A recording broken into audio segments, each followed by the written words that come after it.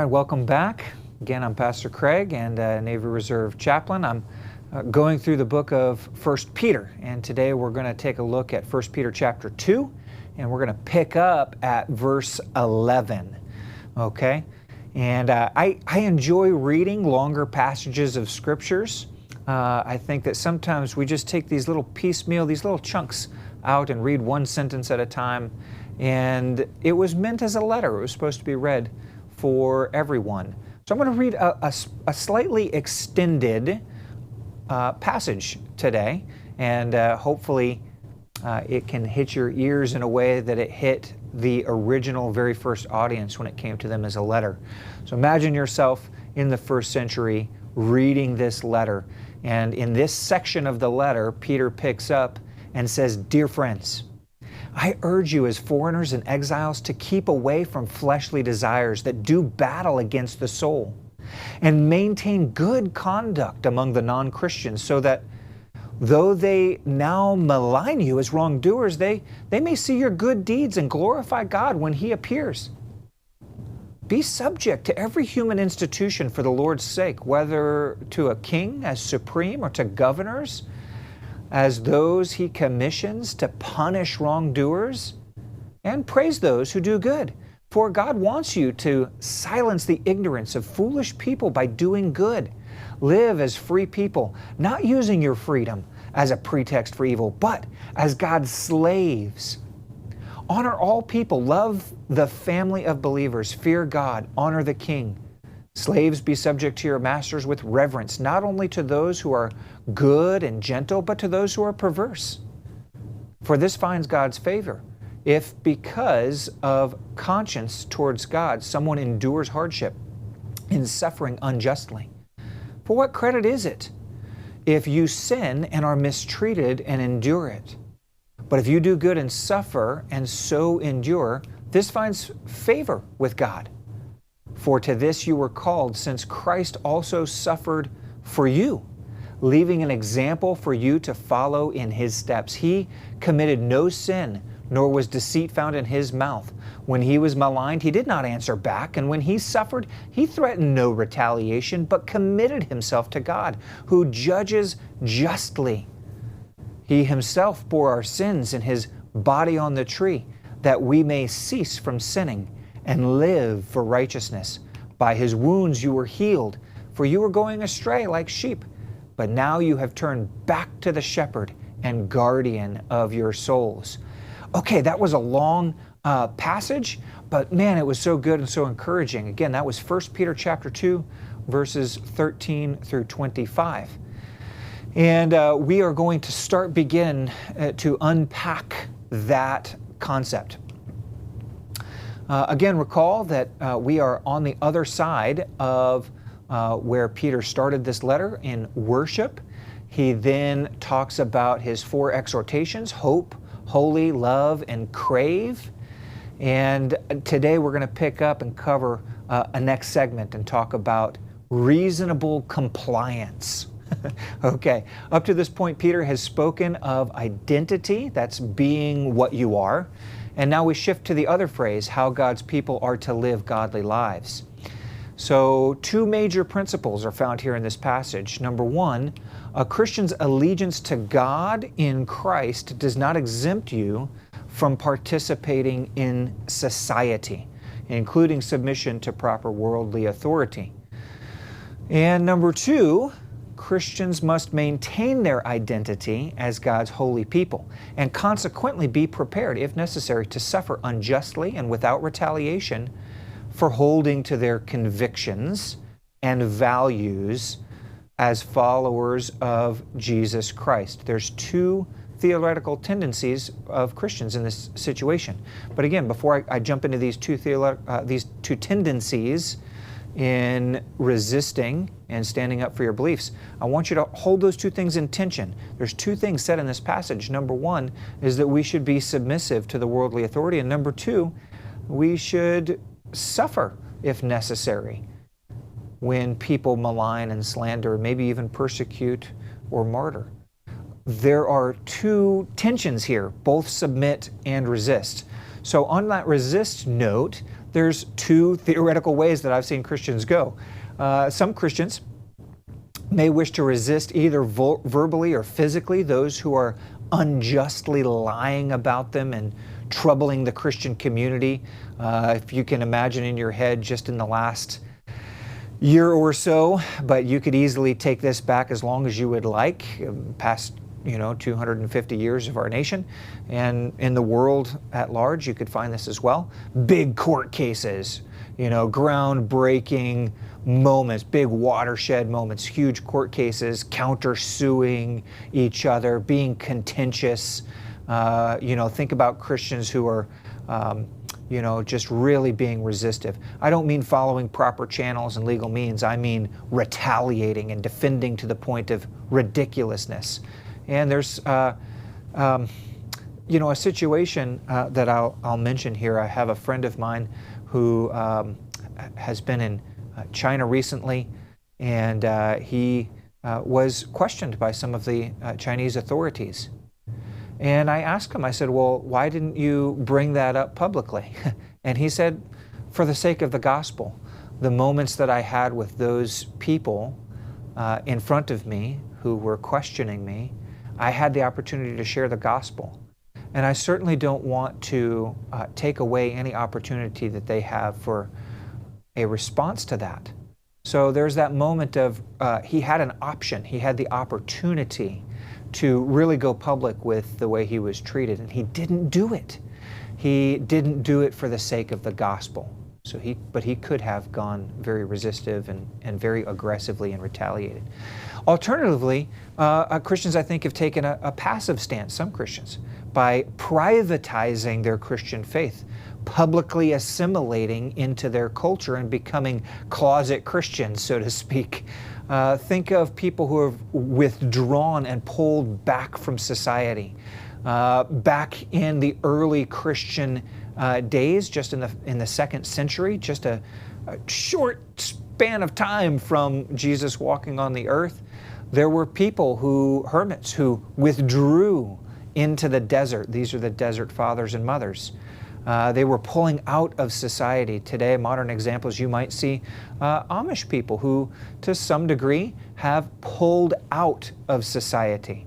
And there's many other examples, modern, like that do that kind of withdrawing from society. I'm not talking about, people who are hurt by the church or hurt by Christians and decide, I don't want anything more to do with Christianity. I don't want anything more to do with the church. I'm just going to worship God in the comfort of my own home, and I'm not going to be in relationship with Christians. I'm not talking about that.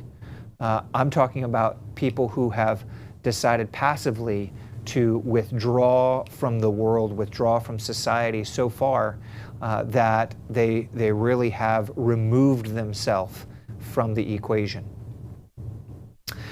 History shows that society will come for everyone at some point. Christians can't just withdraw. Somebody's going to chase them down.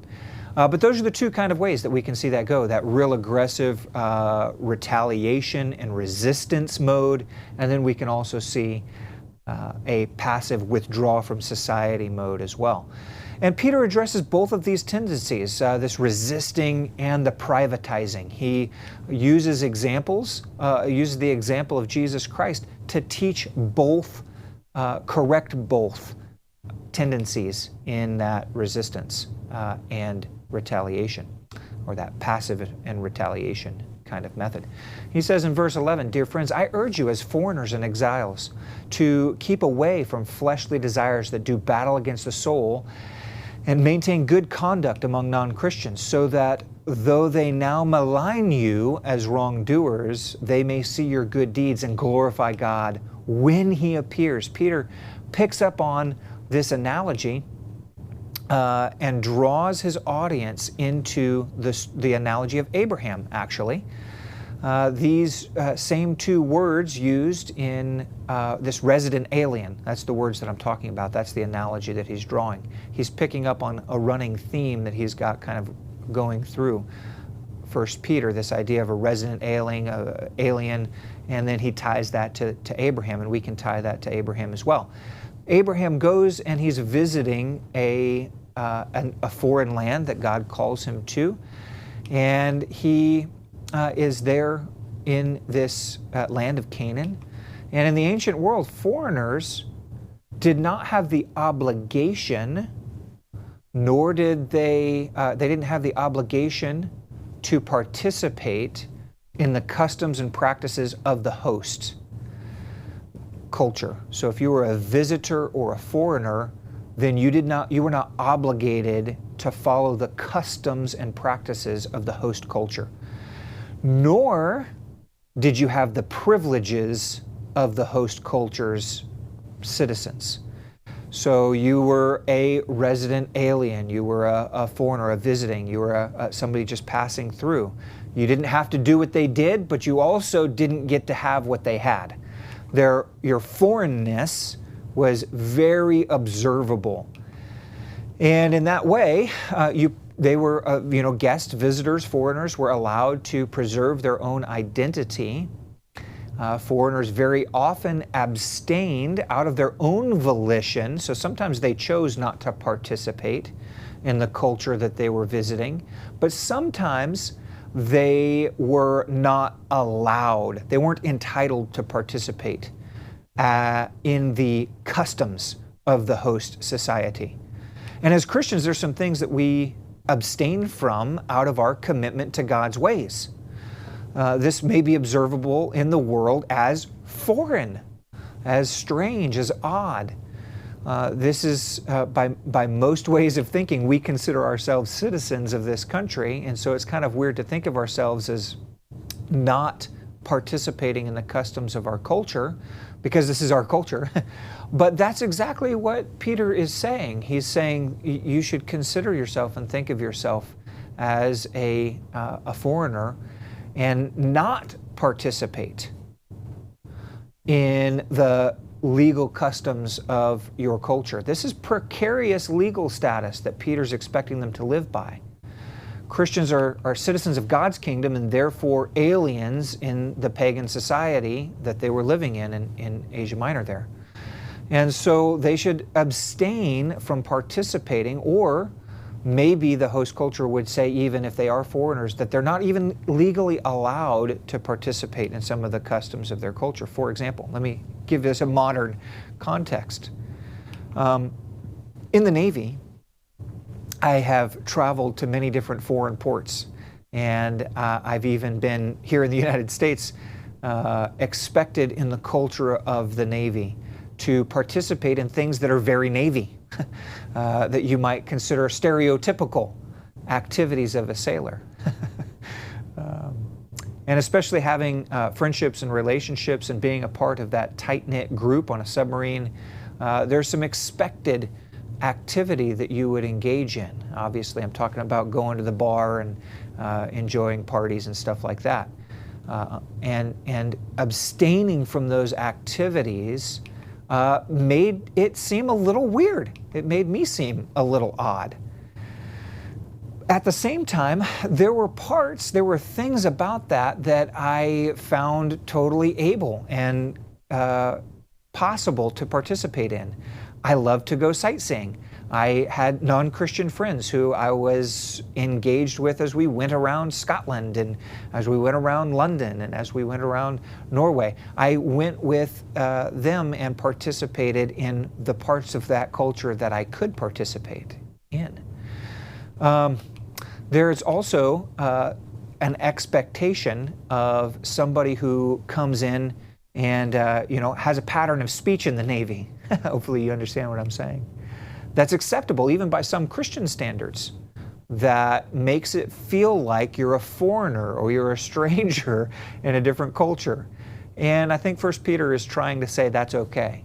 You got to understand that you can participate and engage in what you can engage in, but you have to abstain from things that you don't. I have a friend of mine who, when he joined the Navy, he chose self-isolation. When he came into the Navy, the very first interaction that he had following boot camp was at something that we call A school. That's where we go and learn our rate. He, very first moment that he introduced himself, said that I'm a Christian and I won't put up with any unholiness around me. So don't even try it. I'll put a stop to it. And of course, they figured out immediately what his weak spot was and pushed his buttons and, frankly, really drove him out of the Navy ultimately. He was eventually separated from the Navy for a failure to adapt. That's Navy speak for saying you don't fit into our culture. I don't think that his Christian beliefs were necessarily the cause of his being removed. That's not what I'm saying, but I do think his attitude towards non-Christians was abrasive and hostile. Okay? And that led to an expulsion from that culture and from that community. I have other people who went way the other direction. And when in Rome, you do as the Romans do, right? What happens in Las Vegas stays in Las Vegas. And these are professing Christians who have decided to be around the Navy and completely engage wholeheartedly as the Navy does in these activities. And I'm really sad by that. And on one occasion, a fellow Christian who professed to be a Christian, a friend of mine, another professing Christian, and I had to approach a brother in the Lord and ask him to stop doing the activities that he was doing, and he didn't. He broke fellowship with us, actually, and he continued in his ways, and that was quite a very difficult situation, and I had to process through that as a Christian for a long time after that. Peter's advice flies really in the face of being an isolationist Christian, and going to a monastery is a legitimate option for many Christians. And I want to affirm those that have been in a monastery or are in a monastery, but I do think that in general, there is a way to live in society properly. And I ask you a question here, that I'm going to illustrate this difficulty. What is more difficult? If you took a vow of silence, so what's harder, to take a vow of silence or to only ever say the right thing at the right time? I think everybody would say, well, it's a lot easier to be quiet. It's a lot easier to be silent. And you're right. Moderation is way more difficult than abstinence. Keeping a Christian witness while working and living in this world is very much more difficult than withdrawing and isolating from the society that we're in. It's also an interesting point, I think, to point out that Peter, who affirms the virtuous things of living in a pagan society, remember, he just finished saying, "Be holy because I am holy." So Peter is saying that there is a holy way of living. Remember chapter 1, "Be holy as I'm holy." He's actually saying, if you can hold these two things in your head, again, he's really driving a thing here. If there is something that's morally acceptable in your society, and if there are some moral virtues in your society, then you do it. Then that's okay. Live by that moral norm. But do it better than everybody else. That way, when you're accused of evil doing, you'll be blameless even by their standards. And remember, Peter says, even the governors, even the authorities, even the people in charge of society will see your good doing, will see you're doing well. So keep in mind that there are some things in the society that you can do well. For example, again, I go back to the Navy. The things that I can live up to, right? The Navy's core values of honor, courage, and commitment, those are right and good and holiness and virtuous. I can live by those and do them the best I can, maybe even better than those who don't have the Spirit of God living in them. And that's okay. Even my authorities will see that I'm living in a good way by the Navy's standards and ways. Okay, this is, I think, in this nation, even more complicated here in the United States, because there is no one monolithic societal good in our nation. Maybe at one time there was not such a plurality here, but there are a lot of different cultural norms in the United States. And you and I have the ability in the United States, if you're watching here in the United States, we have the ability to choose who we vote for. And this may sound crazy, but if you remember the Civil War, there were a lot of Christians who chose to fight on both sides of that. I think that Christians can, in good conscience, in this nation, choose to support and protest a wide variety of things in our culture. And I believe and I believe that Christians can disagree with other Christians in good conscience and in good faith without either Christian violating their understanding and adherence to God's standard as the highest ultimate authority in their life. I'm very comfortable with vigorous verbal disagreement, but I'm not comfortable with breaking fellowship over that vigorous verbal disagreement. I think that there are a lot of examples just in the last 5 years that you can think of and point to churches that break up or Christians who break fellowship over this political thing or another. There's a lot of different political actions going on in our nation in the last 5 years. That's not okay, in my opinion. In this nation, it's acceptable to withdraw your support and withdraw from people if you don't like them or if you think they're unethical. I think that's morally acceptable. But quitting your church over a political disagreement, I think we should hold that very, very, very, that idea, that option, that action very carefully. We should be the ones who look like the foreigners, and we should stay together. And that's the exact kind of things that were going on in 1 Peter's letter. When he's writing to the Christians in Asia Minor, they are being pressed on all sides with slander and weaponization of the law. And there's a lot of different political actions, and I can understand completely Christians in Peter's context who had different ways of thinking about how they should interact with the world around them. And Peter's very clear, absolutely, submit as best you can to the societal norms and the authority structures that you have available. Don't fall into immorality or ways that Christians can't. Again, he talked about being holy. He is saying that you can live in society and in a healthy and harmonious way without being acrimonious. But especially, especially, Peter is very interested in the community of believers staying together. He is writing a letter to help them persevere. He's writing a letter to help them stick together through these difficult times in Asia Minor. And I think that has a lot for us, a lot of value for us to think and ponder about in our own society's concepts and worlds right now. Okay, we've kind of come to the end of this section here. Peter does go on to explain how Christians are to live and interactions with officials and masters and husbands and all of that. And we're going to talk about those, call those household codes. That's in a future section. But he does talk about lots of different aspects of societal relationship, not just one. So you can look forward to a similar tone being struck from Peter and in living harmoniously with the people around us in lots of different kinds of relationships. Okay, I look forward to picking it up with you again next time, and many blessings until then.